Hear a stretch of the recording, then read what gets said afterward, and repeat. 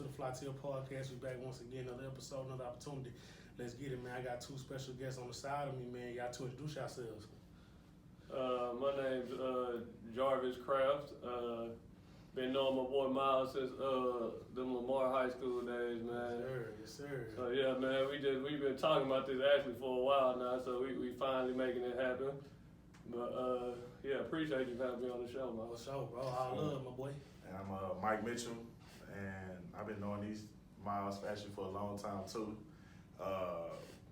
Straight out of 3rd Ward from Houston, Texas, born and raised, and we work in player development, and we work with professional basketball players and training and consulting. Yes, sir. Yes, sir. This is a basketball episode. This one I like to talk about. I done had rappers on here. I done had newscasters. I done had social workers. But now let's talk about buckets, man.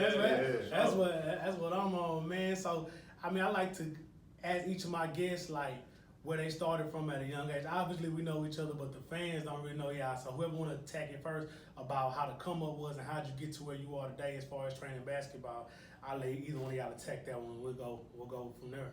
So who want to talk about like how they started with it, bro? I'm out. Okay. I've been playing basketball since I was knee high, honestly. Got started playing at the YMCA.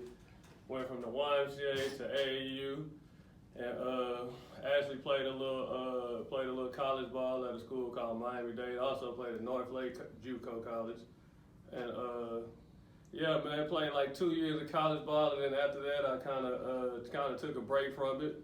I took a break. I was chilling, man. Mike Mitchell, my partner over here, he happened to go on a trip to LA. Actually, he went to LA. He went down there to intern for this guy named Chris Gaston, who owns Family First. But yeah, man, he was just down there interning, helping him out with the training, doing anything Gaston needed for him in general. And basically, man, he went out there for like 3 months, I believe. Yeah, I think it was 3 months. Yeah, he went out there for like 3 months, I believe. April to August, somewhere around. Yeah. So. Dude came back home with a vision, in a sense. Basically, came back home with a vision. Just somehow ended up start working out. Who was it? Who was your first? Kadeem? First you, we working out Kadeem Ledden. Yeah, Oklahoma. Yeah, shout out Dean. Kadeem ended for up. sure, shout out Dean. Yeah, it's crazy because it definitely was Kadeem Ledden. I remember. So Kadeem basically ended up helping us, helping Mike really, because Mike started out with the vision. He ended up helping Mike find a gym basically, which ended up being Westbury Baptist right across the street from Westbury Christian. But yeah, he ended up finding the gym, man, and he had started slowly but surely every morning at about like 7, 8 o'clock in the morning. Early morning. Yeah, early morning grind. Yeah. I like that. That's what I like. Yeah, about 7, 8 o'clock in the morning, dude, to get up. You know what I'm saying? He'll be gone for like 3, 4 hours after the first part of the day, and I'll be like, where you going? And he was just letting me know, like, bro, I just started this whole training thing. Yeah, it's crazy. Yeah, he was like, I just started this whole training thing, man. I really think you should be a part of it in whatever little way. So he had been kind of asking me to come, and at first I was like, damn, I'm not getting up at no 7, 8 o'clock. I ain't mad. I'm feeling on them. Yo, it took forever, man. Might get to be persuasive. Yeah. Hey, really? I was just like, bro, because I stopped playing basketball. Yeah, you know what I'm saying? Yeah, I'm not getting back 7, 8 o'clock to go work out nobody else. Like, I'm not even getting up to go train myself. So it was just like I had to get over that little bitty hump. And then, man, one day I just happened to go. Honestly, man, I went, and shit, from there it just went from like I went that day, the next day, I went the next day, the next day, I went the next day, and then shit, slowly but surely, man, we just took off in whatever little way, man. We started slowly but surely getting clients. We started off with a couple kids clients. Kadeem was kind of like one of our only pro clients at the time. Like, yeah, so it was a real grind. People don't understand, like, what we went through exactly, like to get to where we are. Like this shit, it ain't easy by any means. I promise it ain't easy by any means. But like I said, yeah, man, that's pretty much how I got involved with this player development stuff, man. And it was just like magic, man. It worked out, man. Cause I mean, I love basketball at the end of the day, so yeah, it's my lane for sure. To piggyback what he said, it was kind of like magic how it happened. From my side of the story, he's talking about a kid who always been involved in basketball. Miles, you know, when you're in the hoop circle in Houston and you take this serious, there's only so many people you're going to when you're young. If you're elite, you're going to John Lucas. If not, you got someone kind of just helping you out. And you squad or whatever. Yeah, you're just trying to find your way. So, for sure. I remember being my first AAU squad ever. I was actually at a YMCA, and I thought I was good because I was killing YMCA kids. And I remember actually one of my good friends, Denzel Evans, his dad, coming to my family and was like, "Yo, we want you to play with this other team." So we go. I go to the team. I'm like, "All right, cool." And it was a wake up call. You know, it was real basketball. You got Sheldon McKellins and J. Michael Reese's and everybody on the team. So I got no burn on that team to let you know, just to start off. But from there, man, I've been playing basketball all my life. I was an average basketball player throughout. I thought I was gonna be nice. I was 6'3" early, and I didn't grow. But I didn't grow. But I would say from my side of this thing, man, how we kind of got going. I remember graduating from TSU with my marketing degree in December, I want to say 2017. So after that, I was, you know how it is. Yeah, for sure. You just trying to find your way. Trying to find your way. Trying to figure out what's next, what I'm gonna do with it. Yeah, you know what I mean? I was looking for marketing jobs. I was like, how am I gonna do this? For sure. What am I about to do with myself? I just graduated. Oh, that's lit. What's next? For sure. And I kind of was just working, applying for things. I was still I'm serving tables, just working, and hustling. Sure. During my college time, the only thing basketball I had done is I had done an internship with the Houston Rockets for a semester. So that went really well. But other than that, I had no clue where I was about to go or what I was about to do. And then one day at work, a friend and I were just talking about basketball and Tommy Mason Griffey stories and all the old heads and how classics. Yeah, all the guys, Ray Penn, all of that. We was talking about it in just that time and that era of like 2007, 2011 basketball. And we just started talking about one of the trainers of some of the guys of that era. And that guy at the time, that was Chris Gaston. Chris Gaston, for anybody from Houston, he trained Tommy Mason Griffin. Yeah, Dot. He trained Damian Dotson of the New York Knicks. He trained Eric Moreland of the Detroit Pistons, and then the future Toronto Raptors championship team. And then he trained De'Aaron Fox, who most people know. If you don't know the other names, a lot of people know De'Aaron Fox. So we just got on a random conversation about the whole thing, and he was like, "Man, I think Chris is looking for guys to come and help and intern with him in LA." He's like, "I can't do it, man. I got a lot going on." And at the time, I was just, I didn't have anything going on but work. And man, when I tell you, Miles, man, I'm one of those guys who like, I work on intuition. Like, if something is telling me like, "Yo, this is something you should do," a lot of times when I get to that, I'm going. I'm going for it. Like, if I really feel it, I'll go for it. You know what I mean? So I was just like, okay, like, all right, boom. Let me make a call. Let me see who I can get in contact with. I know a couple people who knows that guy. So anyway, long story short, man, I went out there all summer. I slept on my cousin's couch the whole summer. I worked, and the whole time I would drive an hour back and forth from where I was staying to Mamba Sports Academy every day to just be a part of the grind, right? Yeah, to work with De'Aaron and all the other guys Chris had been training at the time. So that was a great summer. No, for sure. And next year it got even crazy. Yeah, it got so like that was a great summer. And from there, once I did that, I was like, "Yo, like, this is my lane." Like, I was like, "Yo, this is it." Like, you felt it. Yeah, you know what I'm saying? And like, other people don't know, like, also my stepdad is a scout for the Houston Rockets as well. For sure. So I have always been we have honestly always been Yeah. around. Like we've been around. Hooping is life. Yo, Sure. we'll be in a circle and be like, yo, it's Pat Riley. This is someone there right here. Right. So the whole, but you know what I mean? I didn't hoop in college. Right. I wasn't talented like that, so I always ran from that.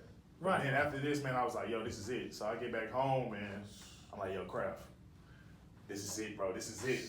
This is what we're gonna do. Nah, for sure. I like it. I see it. I like that. So, I like that though. I was like, yo, Craft, this is it, Craft. I'm gonna need you. And if you know anything about, if you graduated in 2011, 2012, y'all remember, and you were from Houston, you remember Jarvis and how nice he was. So, Facts. right. I'm a teammate. You remember, you remember. So bro. everyone remembers, you know what I mean, that time. So if you was in the city and you was hooping, so I was like, yo, bro, I can't do this without you.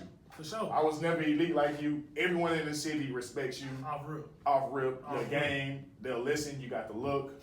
You can keep up. So he kind of like, all right, whatever. Right. For a little bit, you know what I mean? And I just kept waking up every day and kept going. Persistent, bro. And I just kept waking up. And then eventually he's like, bro, all right, I come to the gym and see what's up. So that's all. It just, from there it went, bro. And then we went that whole year kind of just working guys out for free and moving around. And then went back that way. The next summer came and I was like, yo, what about you coming out there and getting in action? Yeah, you know what I mean? Come join with me, let's do it. Let's do it. And he was like, all right. And we just, and bro, when I tell you, it happen too. Yeah, when I tell you the dominoes just fell for us. Naturally. So. And we look up now, and after those 2 chances and just grinding like that, here we are. You know what I mean? We in it. So. Nah, I love it. That's the backstory of that, man. Nah, I love that, bro. I love the backstory, bro. And I love like to just see y'all, bro. Cause if you in Houston, bro, and you grew up in between, like you graduated 2011, 2012, you just know how big basketball was in Houston and just how, you know what I'm saying, how that connected a lot of people, bro. When I see y'all. Training dudes that like I either played against or played with. I just be like, dang, that's crazy. That's crazy. And just seeing that, bro, because like a lot of people that watch it don't even know like how big basketball was a part of my life. Same with y'all. Playing ball from like DI. Hey, Miles just can go, man. I remember Miles, super energy, defense and stuff. Hey, for sure, I had to shoot him. Yeah, let's show you my dog. I had to let it fly, but back on the backstory, I like how y'all kept pushing, bro, and how you kept waking up. And y'all going to LA, and I'm seeing y'all on the gram. I'm just seeing y'all, because I'm doing my thing. I'm finishing up school, and I'm seeing y'all on the gram every day. I'm like, bro, my bros out here hooping. Like, y'all really living the dream, but y'all living it to where y'all want to set it up, bro. So I piggyback off that, bro, to say is like, when you train a person, what makes y'all want to train that person? Like, what do y'all expect from the person that's getting trained? What do y'all tell that person that y'all train? I feel like that's key. You know what I'm saying? I think, from my perspective, just seeing it done at the highest level, being able to watch Trey Young work out, Bobby Portis, being in those gyms, De'Aaron Fox, and random, real deal guys who do this. The expectation is, man, holding yourself accountable of being a pro, being on time, coming focused, locked in on what we're doing, being open-minded about growing and developing as a player, but then also knowing who you are as a player. And then also, in the beginning of the process, we had to be like, not selective, but we had to, we were grinding, we were looking for respect. So we had to make sure that the guys we were training were guys that were actually working toward things. Because one thing you'll find in this business is like, a lot of hoopers and there's levels. Yeah, it's just straight up. It's levels. And when you're trying to gain respect, well then who can actually help you get there, and you can actually help them get better in the same scenario. So it's honestly about a perfect fit to me. And for sure. Yeah, so from my side, I think that the approach to the game and coming in and 100% effort and mental focus is big. So, Craft, I'll let you piggyback. Just to piggyback off what Mike said, man, like he said, if anything, I would definitely say just coming in the gym, going 100%, that's number one, and staying consistent. I feel like a lot of times dudes be telling themselves that, you know what I'm saying, they actually, like me, matter of fact, me and my pros just talk about it all the time, like how pros come in all the time here and there, and they'll come in on their own. They'll come in on their own, they'll get up shots, you know what I'm saying, they'll be like, I'm good for the day. and they'll think that's a solid workout. Yeah. When at the end of the day, you know what I'm saying, you really ain't getting nothing out of it but a couple jumpers. You know what I'm saying? Right. So, with nobody on. yeah, exactly. I feel you. Yeah, exactly. So, man, with that being said, man, like I said, just as far as just coming in, just like Mike said, knowing who you are, you got to know your role. You can't go in trying to be something that you're not, because it never works out that way. But other than that, man, staying consistent, like I said, staying consistent, man, and coming in there and actually working. Like, when you come in there lollygagging, you're really not getting nothing out the workout. You know what I'm saying? Like, you come in there going 50%, you're really not getting nothing out the workout. You come in there going 100% every day, like I say, me and my pros talk about it all the time. You come in there going 100% every day. I don't care what you working on. You can't help but get something out of it. You feel what I'm saying? So there's no choice. That's all real, bro. That's what I like to hear from y'all. Y'all talking about just giving that effort, giving 100%. These the pros y'all talking about. Exactly.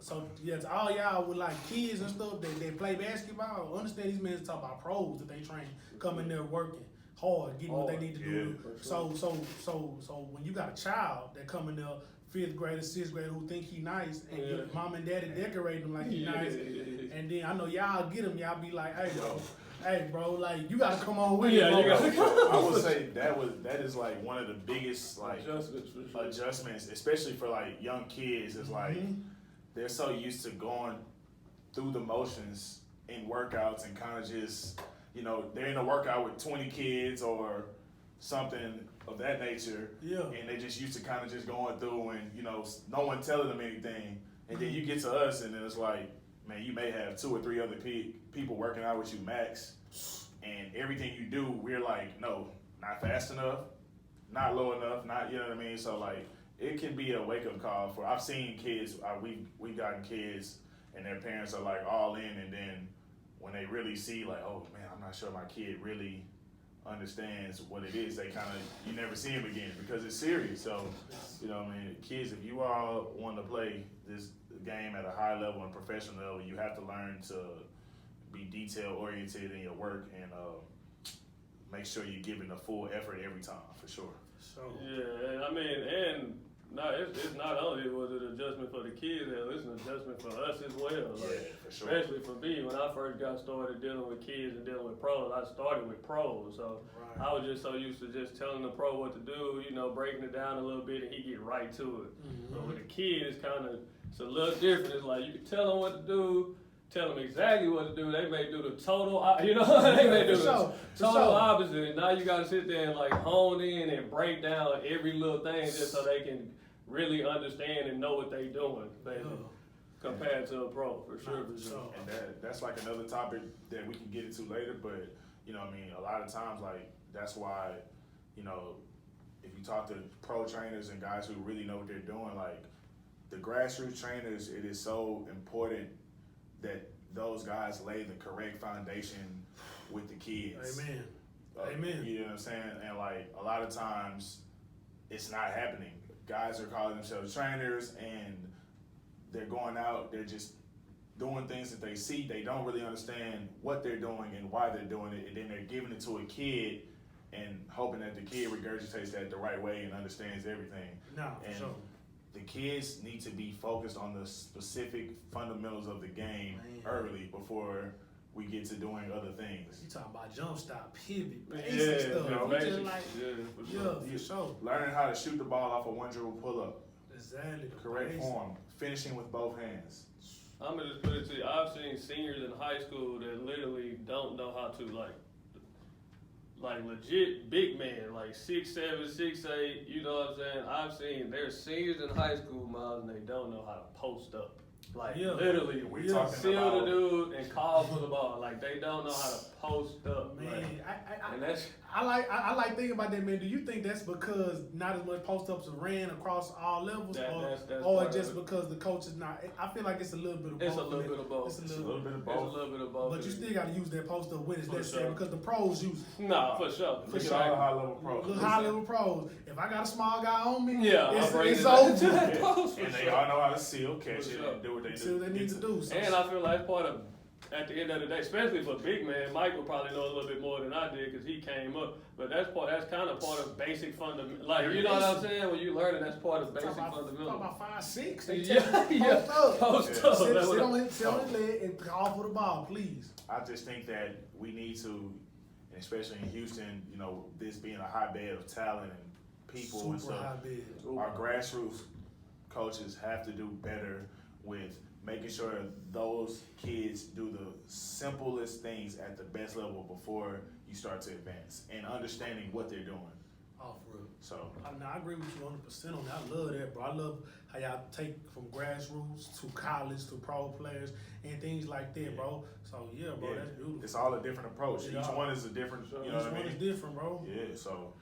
Nah, for sure, bro. I like that, bro. So like, as far as dealing with a pro and everything, as far as like when you play with guards and you got these guards that, you know, trying to up their scoring average. Mm-hmm. Give me some things that you tell them to focus on. Like do you tell them to watch film? Do you tell them to, you know what I'm saying? Like, do you tweak their film when you watch it and everything? Like, get real detailed with y'all. Huh? I want to get to the details. Like, I love that part. Jarvis, you want to go ahead? Yeah. I mean, when it comes to I can give you an example. Sure. Shannon Shorter is a guy that we train. He's actually a nice overseas pro. He's playing in Tokyo, Japan. But yeah, Shannon's nice. But yeah, man, we always ask them what do they think they need to work on, mm-hmm. and we'll let them, they give us their opinion, and then we'll go look at a couple of film, and then we'll go over what we think they need to work on. Yeah, for sure. And then we'll just talk about it. It'll just be like, we told Shannon we feel like he can extend his range. For sure. I was like, bro, you know what I'm saying? We was like, you extend your range, all it's going to do is open up the floor a little bit more. You know what I'm saying? You got to come out there and respect. Exactly. Now you get to operate a little more. So little things like that, we told him we think he can shoot because career-wise, I think he's like 38, maybe 37% from three. We told him we think you get up at 5%. We told him we think we told him we think you need to be shooting around 40-42% from three. That's solid. Exactly. It's a solid clip. Right, that's a solid clip, exactly. Just being consistent, if anything. And he told us, I just remember asking him, he told us, he was like, I need to work on my pick and roll. Mm. So we implemented what we thought, and we also implemented something that he wants to work on, which was the pick. You feel what I'm saying? Which was a pick and roll. Exactly. So throughout this whole process, throughout these last 3-4 months we've been with Shannon, it's been nothing but pick and roll, pickups, extended range, consistency shooting. It's just literally been honing in on just certain little skills. Like, if anything, his shooting for sure. I think each person is different. Just kind of how each person has a different game. I think that going into it, when you're talking about when you're actually talking about not just someone coming to a workout and you kind of generically just helping them for the day, but when you talk about like a long-term process and you're building with a pro, it's a collective effort of communication. Like you said, film breakdown. What do you do well? How can we enhance you and make you do it better? And what are one or two things that we can add over a summer of time or whatever, where you know that you can get to those things. You know what I mean? So just that communication factor between player and trainer, and getting that out of them, and then also, a lot of times we'll go just to watch them play pickup. For sure, because you're in your most natural element. We'll go see like, yo, you could have got to this. We work on this, to kind of like, and then the pickup is where they kind of get their instinctual feel for the game and develop that. So it's like, all right, we can kind of process. Does this work for him? Does this not work for him? Should we hone in on that? Should we wipe that out? You know what I mean? So it's definitely a detail-oriented process for sure. For sure. And even when we do hone in on certain skills, we still cater to like their whole game. So you know what I'm saying? So like you're not gonna make a non-shooter just exactly. Nah, exactly. I said when his strength is driving to the rack. Exactly. So we gotta still hone in on that, because we had a situation to where we was doing nothing but like he told us, like, the coach told him he wanted to play in a certain way. So we were like, okay, we going to focus on straight this.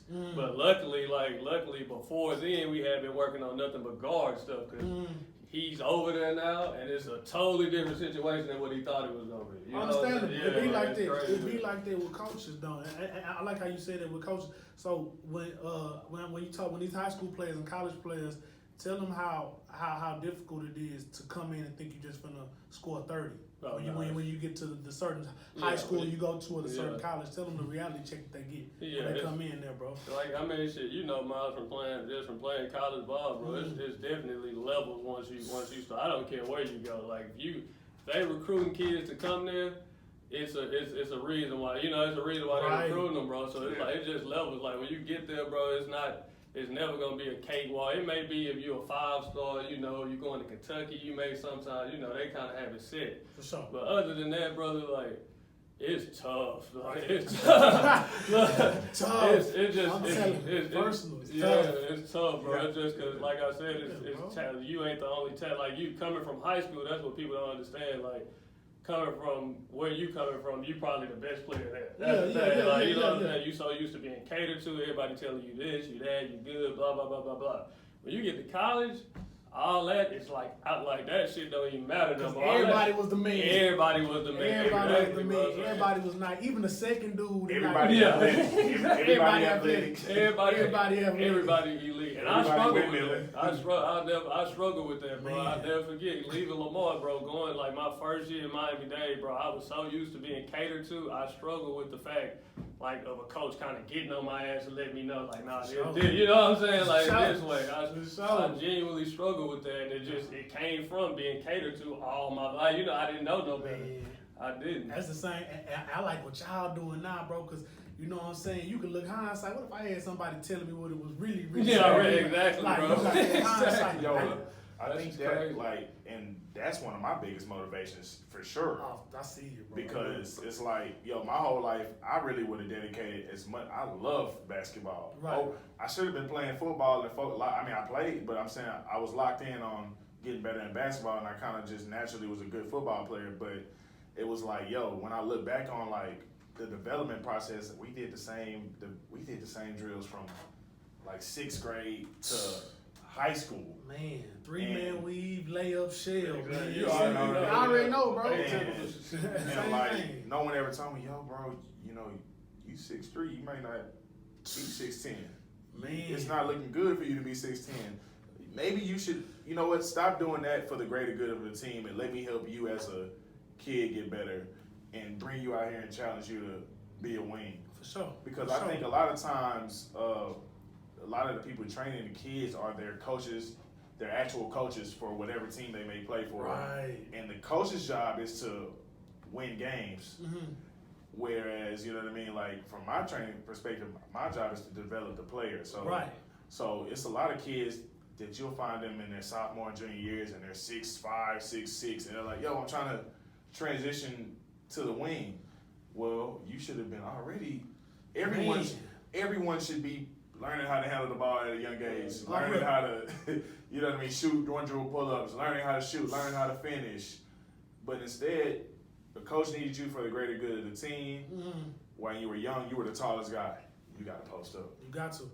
You 6'4", 6'5", we need you on that block, man. So what if someone told you, Miles, you should probably be a point guard. You should work on your handles. You should learn how to shoot. You should pick a roll. Man. No one ever says that. Nobody tell you that. So one of the things coming into that is like, I love the fact that now we hold that, you know what I mean? Right. We can tell a kid, yo, this is really what you need to be doing to get to where you need to be. So, like, just changing their lives in that way is also big, you know what I mean? That's huge, bro. That's huge. I love that part about it, but that's what I see. I see now the kids got somebody they can actually go talk to and be like, bro, everything you done on this court, I done seen it, done it, I've been a part of it. Right. So everything like that. And then transferring over to the AAU circuit, bro, how y'all feel about the AAU circuit? Because we know how it's been since we was kids. It's a business. At the end of the day, it's a business. So, like, if you're on a certain team, especially a team that's getting money, like a solid team, you're going to have to be the best player. And if you're not, you're going to be on the bench or off the team. Yeah. So I just want to get into you guys. How do you guys feel about it,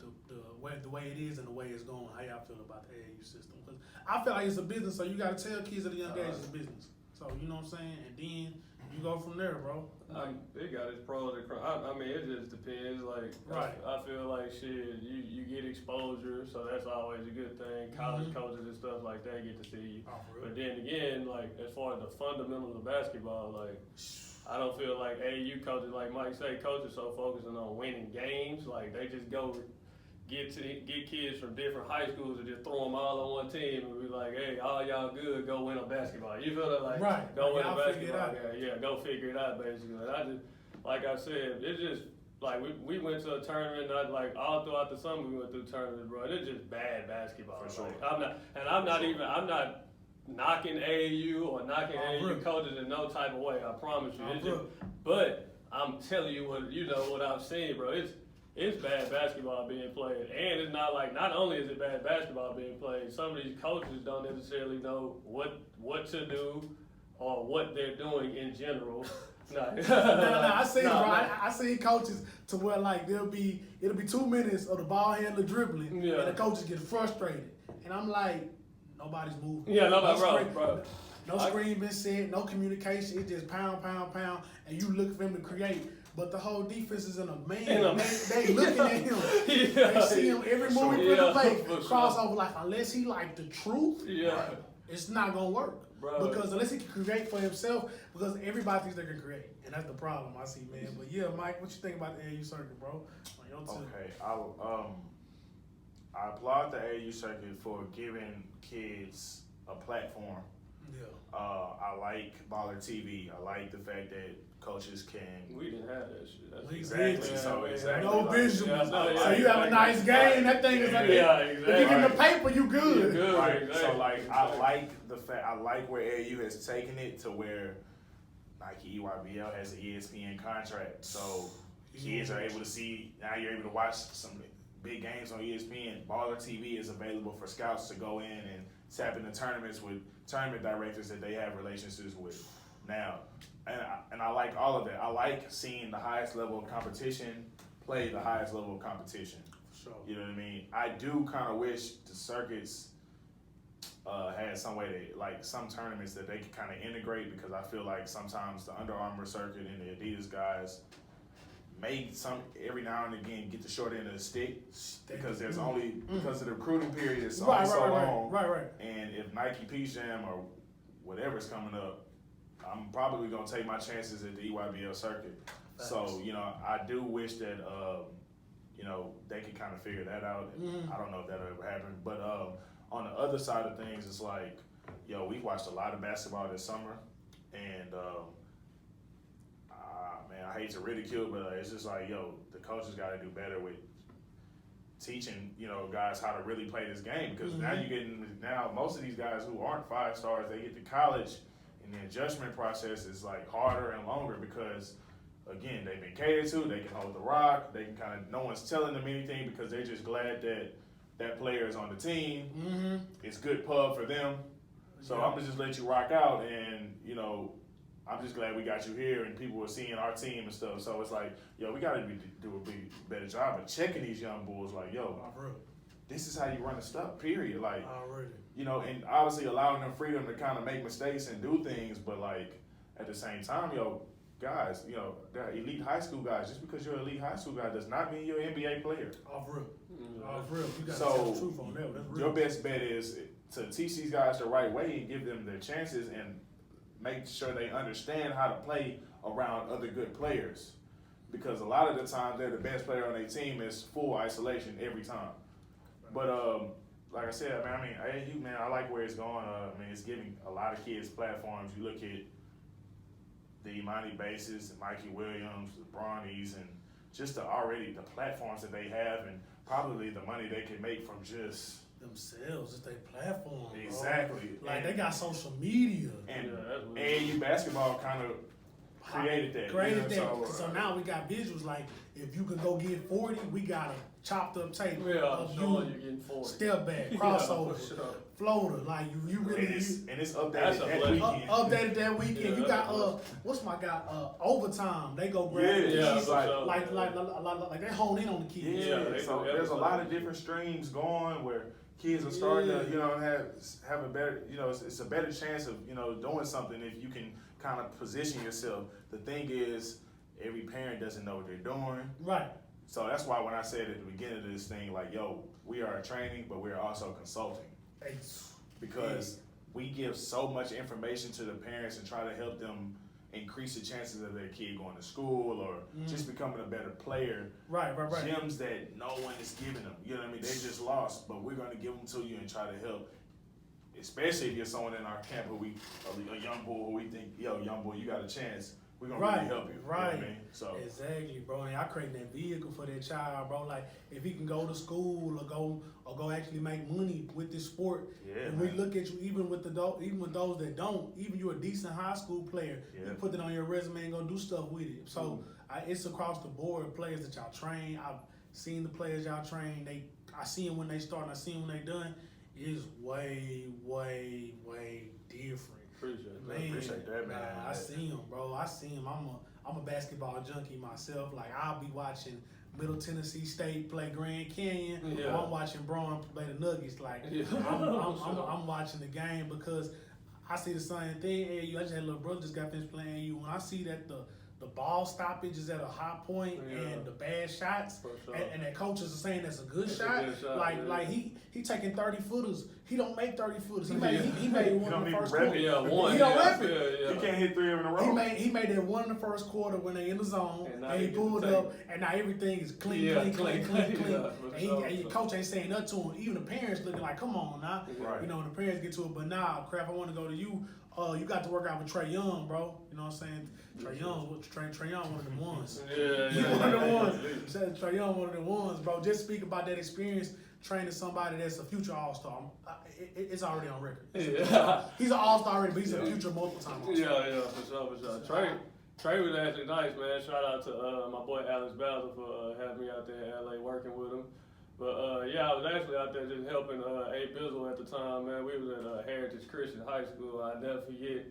Dude, Trey walked in, bro. It was like a ball rolling on the ground, like literally. As soon as he walked in, he was walking towards half court. Ball was just rolling to him.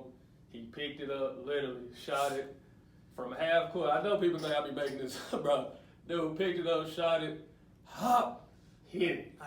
Look. Hold on. They threw it back to him. Hit another one. Threw it back to him. Hit another. Miles, he didn't even warm up. That's what I'm trying. He walked in the gym with his backpack on. It was hitting him from half court. Yeah, bro. Shoot for sure. And when I seen that, like I had never been shell shocked a little bit. But I was like, oh shit, this nigga really. This like that. Yeah, this is really Trey Young. Like, yeah, bro. So yeah, man. And from there, he came in shooting shots. That's different. Yeah, it's just way different when you see him, bro. Because I like when I see that, I see it. So when I show my young bulls that surround me, I got kids around me, my brothers, the partners, everything. For sure. And they think they nice. They think that, but I'm like, bro, this is a pro, right? And when you see how he is working on his skill, y'all chilling on the game, y'all trying to go out, y'all trying to get into activities y'all need to be getting into. Bro, no, Mikey too. Didn't Mike say he's gonna skip his prom or something? To hoop, work out. He ain't worried about that. Bro. So that level of focus, and what I seen with Trey Young, it's a reason he can pull that thing. For sure. Hey. Bro, I tell my young bulls, bro, all my young bulls watching this, bro, y'all boys gotta recognize, man. These dudes seen them all. So for sure. Get your mind right, like Jesus say, man, for sure. I'm gonna put it to you this way, Miles. I'm gonna just put it if you go look at them summer tape, just go on YouTube, just go look at the open runs and you know what I'm saying, who was working out and who was hooping all summer long. It's a reason why Trey Young was an All-Star this year, bro. It's a reason why he was an All-Star this year, brother. He was in the gym literally he's a gym rat, bro. He stayed in the gym. That's so important. Man. That's so important. Consistency at the end of the day. Consistency. We're going back to that, yes, man. That's huge, man. And then Mike, I also want to speak with you, bro, about, what you got going as far as, I know you do the training, but I know you got some other aspirations and stuff like that you're trying to do with that, bro. So, man, let the people know what that about, bro, because I feel like you train, but you also know this game as far as from a financial and business standpoint. So speak on that, bro, for these hoopers out here, bro. Yeah, man. First of all, before I get into it, I just want to say, man, mentors are so important. Amen. And if you can get a real one to kind of help you out and not necessarily skip steps, but help you out from taking false steps to get back to where you're trying to go. Man, I just over the time, Chris and I have always talked. When I met Chris, he was training, and Chris, again, y'all, is De'Aaron Fox's agent, Damian Dotson, and a couple more guys. But he originally started out as a trainer, and he's just like, yo, what do you want to do? And when he first asked me, I didn't know. I mean, my dad was a scout. I'm like, man, I just love basketball. I maybe want to be a scout. Maybe I want to be a trainer. And he was like, man, you know, I see you being more than that. I see you being bigger. You know what I mean? I see you, the training is a great tool to get to your next step and what is your ultimate purpose. And so eventually, man, hopefully with that being said, Chris eventually turned into, he went from trainer to agent. He built his relationships up. He went through client services. He learned the business side of basketball, the numbers, and now he's able to, represent the guys that he basically, helped develop, and they grew up under him, and it's close and it's a family. And I just saw that, and I'm like, wow, why not me? Why not build those relationships? I'm blessed to have a father that puts me in, he doesn't give me anything at all. I promise. He doesn't give me. He does. He gives us advice. He doesn't just hand us anything. He's never handed me a job. You know what I mean, like that. But what he will do is, he'll put me in those doors, and I'm able to maneuver. And if I want to build the relationships and do that, then by means, it's right there at my disposal. So, yeah, man, I just plan on taking it to the business side one day, and maybe one day after training, when I'm a little older, maybe we can, take it to the agent side or whatever and see where that goes. So just kind of blessed to have a mentor to kind of push my mind there, because I didn't even see that at first. I just kind of saw the basics of this thing, but seeing how he took his vision, and I mean, if you look at their circle, if anyone ever researched it, it's almost like what LeBron and Rich and them, For real, bro, your circle is your best asset, bro. It's almost like what they, what I'm saying? They took their circle and they empowered themselves. Maverick, Rich, and, Bron. now you got black agents and black business owners. And TV producers, all types. Right, so it's like, I just seen that, I was blessed to see the early part of his process and him becoming his own version of clutch sports and, being family sports. And it's like, why not take our vision there? You know what I mean? Yeah, for sure, bro. Yeah, man. It's just it's all in the works. Maybe episode 2, you'll know a little bit more. Oh no, for sure, bro. I got this episode together because I know it's getting there, bro. The way popularity basketball is, the way the relationships you guys making, where you guys located, bro. You went to Africa for the NBA stuff. Like I pay attention, bro. So one thing I do, I pay attention. So when I see my guys I truly rocked with when I was in high school. And I was cool with y'all. We linked together, been to the house parties, whatever, bro. We linked up. Sure. So, so I'm seeing y'all actually doing major things. I'm like, bro, it's already written, bro. Like, it's already written. So I do this stuff because I want people to get that platform, that exposure they want to, and the before. So I don't want for sure. Before the price goes up. You know what I'm saying? Because I know popularity basketball. I just know multiple guys be like, bro, I see them trying. I say, bro, they train, bro. Like, if you gonna go rock with them, just make sure whoever you bring into is ready. Because not only will you guys also put them on platform, you guys also do 5-on-5s. So a lot of kids, pros, college, they get to see he just gave me 5 straight. Right. So I gotta work. You know what I'm saying? Yeah. And your defense, you know what I'm saying? I don't know about like I said, how you feel about defense, bro? Like, do you feel like I think 3-and-D is real. 3-and-D is real, bro. And then honestly, outside of that, the point guard position is probably one of the crazier than it's ever been. So every night you got to stay in front of Steph, you got to stay in front of Russ, you got to stay in front of CP, you got to stay in front of Kyrie, you got to stay in front of everybody. So bro, and ain't no off nights when Alfred Payton. If anyone's watching the playoffs right now, the regular season games, the averages are in the playoffs have dropped. So as far as points, totals and stuff like that. So defense is real, man, and understanding the rotation and being the attention to detail of who you're guarding, that's real, man. It's a real thing. And at the end of the day, bro, effort, That's what people don't understand. Like, defense is literally nothing, to me, is nothing but effort. Like, Period. James, like, people be saying James Harden can't play defense, bro. The man want to sit there and stay in front of him and actually give effort. You know what I'm saying? Give a little energy, he can do it. It get different. Yeah, exactly. For sure. That's the only thing we can tell. Like, when I coach my kids, I tell them like, hey, like my goal for you when you play defense is to make his shot difficult. Make his shot. If he makes a difficult shot, you gotta shake his hand. Yeah, at the end of the day. And in the professional level, guys get paid to make. It is what it is. But if if as a defender, as a pro, if you can cut somebody's percentage down on you, then that's when your pay grade gonna go up a little bit. Because if James only scored, like, I feel like Dort put himself in a beautiful payday situation. No, for sure. Yeah, he just got to continue it. Yeah, he put himself in a beautiful situation. Sure. Because James still had his 30, but you got to see the way he got his 30. Jeremy Grant, he put himself in a beautiful payday situation too. He gonna get some more money. So yeah, money out there, bro. That's why I see this basketball thing for y'all. But just on like, not even on the players, you know, we've been giving a lot of advice to like players. There's guys out there that, you know, kind of reach out and, how do we get into the training? It's a big gym right there. If you like, can we come? Can we watch a workout? Can we just rebound? Can we just, you know what I mean? What do you do, you know what I mean? I would say that, you know, just to give y'all some advice, like everybody's process is different. People see what we do, you know, they see us go to LA and they like, that's lit. They see the end results, but they don't really know what we was doing to, you know, really be out there and like trusting in our vision.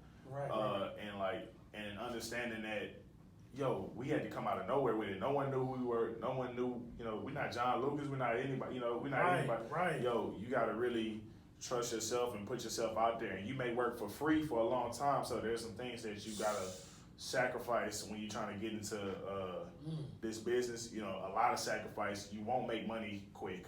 And then from there also, understanding your lane as a trainer. Are you a better kind of are you better with kids? Do you feel like you're good enough to be detailed oriented enough to work with pros? Do you even, are you believable to a pro?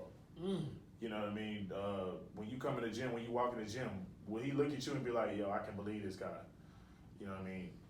For us, we had to figure that whole thing out. We had to figure out how we like to train. Do we like cones? Do we not? You know, all of that, I would say, as a trainer, if you guys are looking to get into it, it really, first of all, if you get into it, don't stop. Go every day. You're not going to feel like going to the gym a lot of days, for sure. Oh, really? Especially for free for most of the time when you're first learning how to, get into it. But just keep pushing, understand who you are, where you can kind of fit into the whole thing. You may be a pro trainer. You may be one of the guys who makes money because you train a wide range of kids. You train 100 kids, but, just understand who you are and be willing to put in work because it's definitely not easy, for sure. Definitely not easy. Nah, I feel that, bro. That's big, bro. So I'm training aspect, bro. I like what you said about how the difficulties and the processes of that is just like, a lot of free lunch, a lot of sleep, like you sleeping on couches, sleeping on, what I'm saying? Because you doing it for the love, bro. And I feel like anything you do, I don't care if you rap, sing, create, whatever you do, you gotta do it for the love of the sport because the money, I feel like money find you, bro. Once you build it, once you got a quality product or whatever you're serving or whatever service you have. But I feel like if you sacrifice, the sky's the limit, bro. So I'm glad you dropped that gym off in there, bro. For sure. That's big talk, bro. So, man, speaking on just the way basketball's played now, did you guys think like back when we played was it a little different or was it, was we kind of the same way? I think so, for sure. It's definitely different, for sure. Yeah. Definitely perimeter different. oriented. Man, bro, it's super annoying. You got to think like when we were coming up, coaches were telling us, when you finish a layup, left, right step, layup, left hand, opposite foot, opposite hand. Now you have to be able to, there is no specific foot you're supposed to finish off of. You gotta get creative. After we just seen Reed, it's different. I mean, it's tough. Everyone can finish off with both hands, both legs, different ways, you know what I mean? So the 3-point percentage, you know what I mean? Through the roof. Yeah, and how they spread the rock out and, Yeah, and it's shit. biggest thing about it used to be inside out, not outside in for Right. sure. It used to be played through the post. Exactly. Yeah, the Warriors done changed everything. The motion, the flow of the game, the pace of the game is faster. Which is why the games are more. You can go check the scores back then compared to the playoff scores now. Man, these kids getting some shots. Right, exactly. I'm jealous, man. I ain't gonna 130 lie. was not even a part of the, like, that's crazy that they scoring 130 in playoff games now. You would think people play defense in playoffs. I'm just jealous. You know, that boy G used to tell me, hey, Brian, you get about 4 up. If you ain't hitting 2, you need to stop. I'm like, I be like, man, only 4? I'm like, I need to get at least 6, 7. I'm trying to get in the rhythm. Like, It for feel real. good. Like, these be like, I be like, man, nah, these kids letting them fly. What? Bro. 10. That's They normal. at the wing, and then like it'll be one play, they'll just catch it off the wing and pull And it. I'm like, all right. Like That they boy- curved. For Yeah, sure. like they curve. So I just, For sure. that's why I tell them, like, as far as this era, y'all, they get to market their skills better, and they get more skills based on what we did and how we had to play. But I feel like back then, that defense was different. No, definitely. And that For inside-out game was Yeah. different. Like, you had to get in the paint. You had to get in the paint and get right with them, bro. Hey, that's real though. Man. Now your big men have to have guard skills. I mean, we seeing Jokic right now take one leg fadeaways from a 7-footer. That's crazy. It's crazy. And push the ball off the handle. Crazy. You know, lead the pick and roll. Like, you know, all of that stuff is like innovative and different, and they weren't doing it back then. And now, like I said, man, you really can't tell a kid, yo, you're 6'9", you should not be handling the ball. You should be in the post. Because, you know, look at the league. Our MVP is 6'11", handle it, you know what I mean? For sure. So- MVP 6'11", handling, he brings it up. Right. And I feel like that space is just a different game changer because he ain't in there in the block the whole time. He used to be a block and free throw, man. For sure. And used to have to only drive based on if he would rotate over. Yeah, You only have for so sure. many driving lanes now. It's like if I get by him, oh, nobody's there. Yeah, Let's do I'm it. at the cup. I'm at the Like, cup yeah. off the dribble, bro. So since we're in the city of Houston, bro, give us some top high school players that we should be on the lookout for. That you guys should, you know what I'm saying? Give me some names, man. Let these people know who they keep their eyes on. Bro. Put the pressure on them. Put the pressure on them. Man, I'm gonna go ahead and You gonna do shout out my boy Swig. Big Swede. Big Swig, named Tyrone Baker. He actually transferred from Florida, man. We expect a big season from Tyrone Baker, man. Honestly, if you want me to, I'm gonna put a little, just throw it out there. I think he's the #1 player in 2021. And no one's seen him yet. In Houston. No one's seen him yet. This is He'll be in exclusive. high Exclusive on tower. podcast. Yeah. I love this. He'll be in high tower this year with Bryce Griggs, so it should get interesting. Oh, my Yeah, God. it's crazy. I gotta get there early now. Yeah. Come on, For man. I used to sure. try to get there early for Bryce, but now I gotta get there super early. Now you gotta really get there. Now I gotta Because really he got get- someone. Man, that's Shout out one of our other close, our young bulls, JB Francis. Who's not in Houston. That's He's why. not in Houston anymore, but he was the #1 player in Houston. He's currently at Mount Verde Academy, which is the #1 basketball school in the nation They right send now. us D. Russell, right? Yeah, exactly. Joel, yeah. Oh, for sure. Yeah, we RJ Barrett, That's you. Yeah. Bro, y'all, hey, watch out for them names, bro. I'm a hoop junkie. Watch out for them names, bro. Francis, man. College For coaches, GMs, For look sure. up. Like, For they sure. know already. Y'all already know. But yeah, For bro. sure, yeah. But yeah, bro, I like Look out for those two for sure. For sure. And Chemo and For sure. and Marcus Millender. I For probably. sure. Yeah, Oh, you know about Marcus it. Millender. I know Chemo. Chemo's on the other team. My little brother played. My Chemo's a youngins. pro- Yeah, Chemo and Marcus Millender, a little backcourt out of what they Clearbrook. Clearbrook. I seen him play, bro. You seen him? They You seen shifty. Yeah. Shifty. Yeah. Shifty the Can't make speed. this up. Hey, COS, change the speed. Yeah. COS, change the speed. Hey, tough, for sure. I'm a hooper, so I seen Kimo come down one time on the break, hezzy, then he get by the hezzy, then spin move on the big, and then finish. With the finish. Like, I've seen it. He I've tough, seen it. though. So shout out He Kimo, tough. bro. Yeah, He's for super sure. tough, He bro. tough, College man. kids, bro, and everything like that, bro. So, I love this. Shout bro. out to youngins, man. Y'all know we don't usually get y'all no Yeah, I love it. I had to give y'all a shout out, Hey, bro. Miles got Y'all know we don't get y'all no clout, but we'll give it to y'all. Man, give him a little bit, bro. Not too much. Let him know, like, hey, now that I gave you this clout, Yeah, you gotta really go. nah. Look, Look, now I need you. Yeah, for sure. Now I need you. Now I need you to do these things for me at the best available clip you can do it at, bro. Don't shortchange me. As a coach, I'll tell my kids, don't shortchange me, bro. Nah, yeah. Give me your best effort. I'm gonna give you my best effort. I'll put you in a position. You'll be able to see them this weekend if after the tape drop, if y'all see it, pull up today. They got a showcase this weekend. So nice. Where the showcase located, bro? MI3 and Legends. One of the Legacy. So MI3 and Legacy. So if you feel like making it hype, it's some good. It's a big game. Shadow Creek versus Hot Tower, probably the top 2 teams in Houston. I'm definitely might pull up. I definitely might have to pull up for sure. Probably. That's big, bro. That's everybody big, supposed to be man. there for sure. Oh yeah, one more. Hey, some more things before I get y'all, man.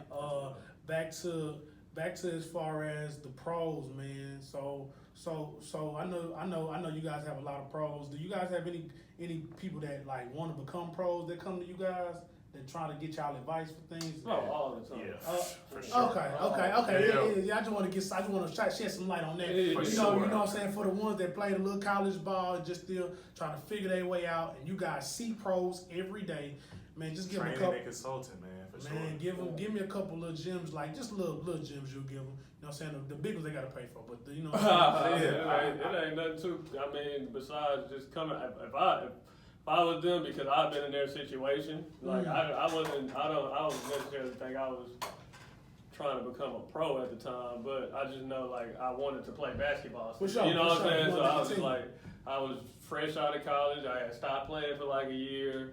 So like I said, I was in that situation, bro. And if anything, it's tough. It's tough to tell yourself to get up, go work out, and then you don't have like it's really no goal in mind. Like, you know what I'm saying? Right, You're really right. going just to try to hone in on your skills and get better in whatever little way. Right. But if anything, man, I would just say, man, you just gotta stay consistent, brother. Like, you know, even when, just like Mike said, you're gonna have some days, like, I went to the gym, I threw up, and that just did it for me mentally. You know what I'm saying? Like, now I'm done mentally, I'm like, okay, bro, I don't feel like going to the gym today to throw up again. You know what I'm saying? Yeah, for sure. I'm past that point now, bro. Like, you know, I've been done with basketball about 4 or 5 years, but I just wish. But when I think about it nowadays, I always go back to the time I went to Lucas, threw up, blah blah blah.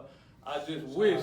Yeah, shout out Luke. OG. Luke got it out of me, man. But yeah, I just wish I just had somebody there to motivate me or just to tell me, like, bro, come on, bro, you gonna be alright, bro. Like, it's just, you know what I'm saying, it's just the beginning. Like, you know what I'm saying? I just wish I had somebody just on my ass, basically. Nah, for sure. You know what I'm saying? Just bro. Yeah, just on my ass bro. and just letting me know, like, bro, you still got it, you still got a chance, bro. It's hard work at the end of the day. It's not gonna be it's not gonna be easy. Like, and that's all they need to understand, that when you getting back into this shit, it's not gonna be easy at all, bro. It's not gonna be easy at all. You just gotta push through. You're gonna have your ups and your downs. You just gotta push through, man. And just know if you got a goal in mind, so you're trying to reach that goal at the end of the day.